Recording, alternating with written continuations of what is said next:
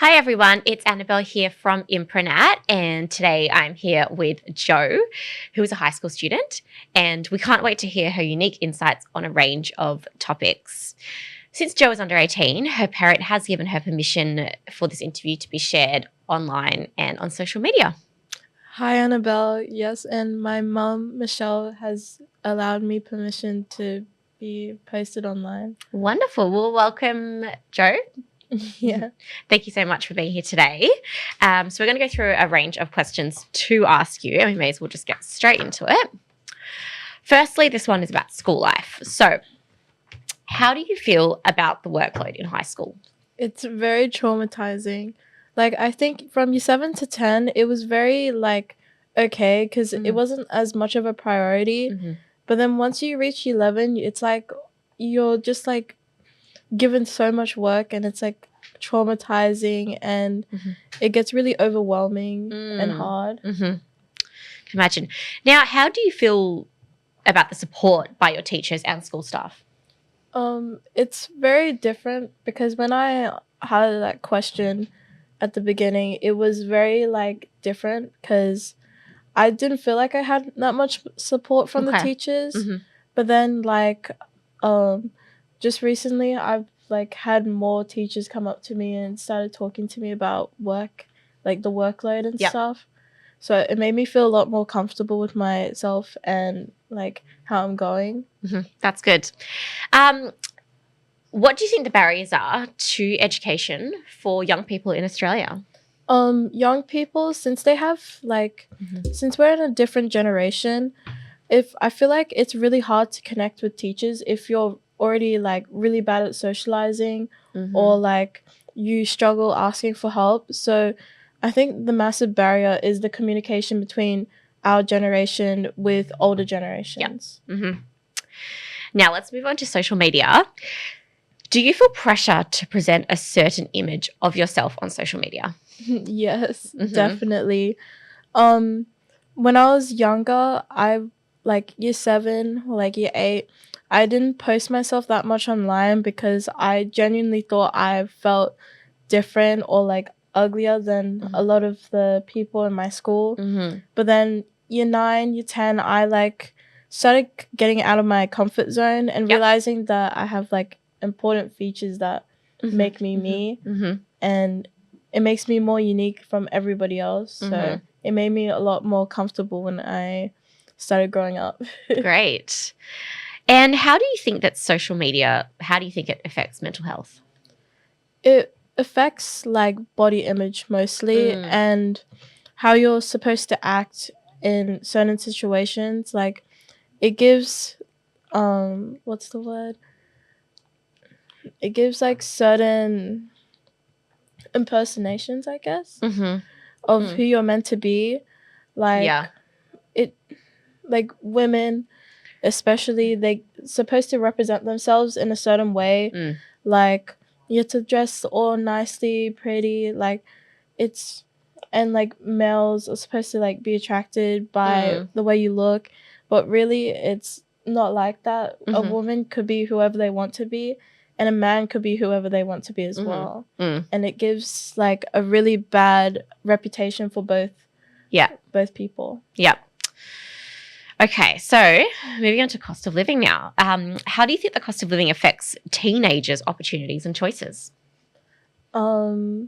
It's really hard because since the high cost of living is affecting not only adults but also teens, it's if you're already having a low income job, it's hard to pay for things that you want or you need. Going into Woolies and Coles, it's really hard just to find something that you need. And I found it really difficult because a lot of people, they're resorting into shoplifting. I know a lot of people, my friends, they all shoplift because of the high cost of living, and it's really, really hard just to buy something that you need or want. Yeah, terrible. So how can we address the issue of youth unemployment in Australia?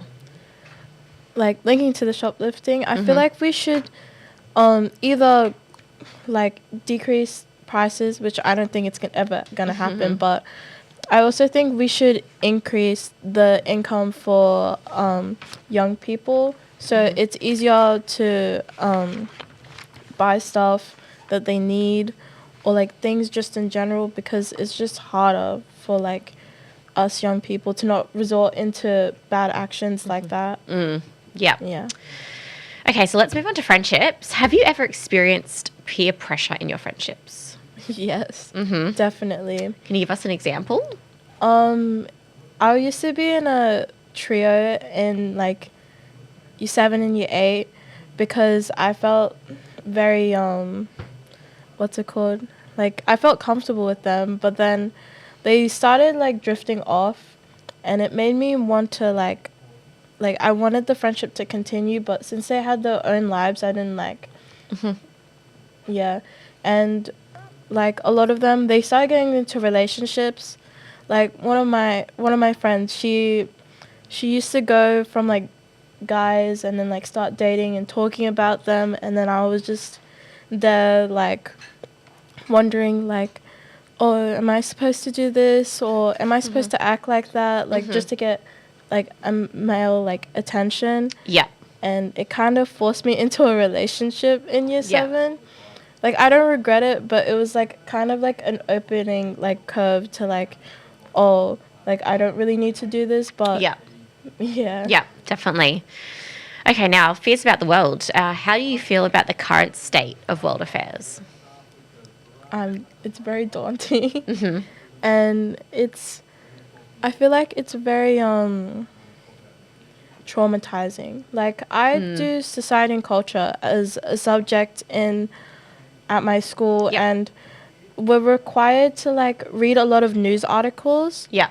And whenever I read a news article, it's always something really bad and very traumatizing.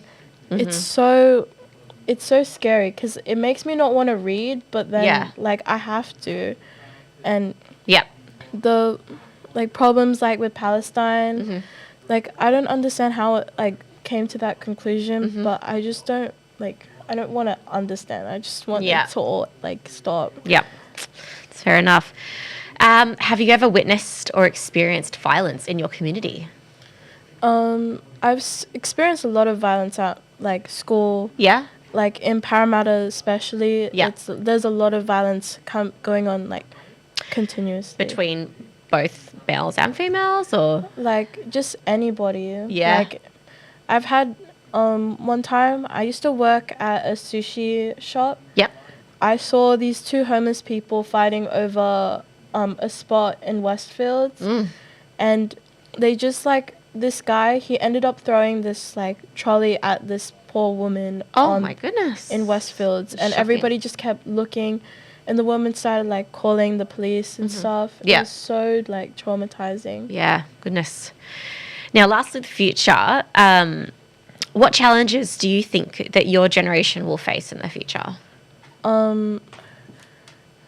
From what I know, it's gonna be hard for like trying to buy a house, go into retirement for like my generation, because I just recently looked at the statistics in my class for society and culture, and it's already hard for a lot of Generation Y, Generation X just to move into like get their own house, like have children, and it's like stopping people from moving. So I think when we become older, it's going to be even more difficult, and it's going to be really hard to go into retirement when we're like a lot older. Yep. So yeah. Yeah. Now, lastly, how would you improve a nation? For me, like from my experiences, I think we should change the income for young people so they don't resort into really bad like decisions like shoplifting, and prevent them from like doing anything like involving like mental health as well. Because at my school, we've been doing workshops. Yep. Like mental health workshops. Like I spoke to this lady named Joy, and she talked about domestic violence, always speaking up, and like the statistics about women and how like they don't feel comfortable with themselves. So I think the best situation is to like help young people with mental health. Yeah. And also So have a lot more mental health support available for young people. Yes. Yeah. And then also have create a high income for young people. So increase the minimum wage. Yes. Yeah. Great. Well, that's all the questions that we have for today. Thank you so much, Jo, for joining us. And hopefully we'll chat again soon. Yeah.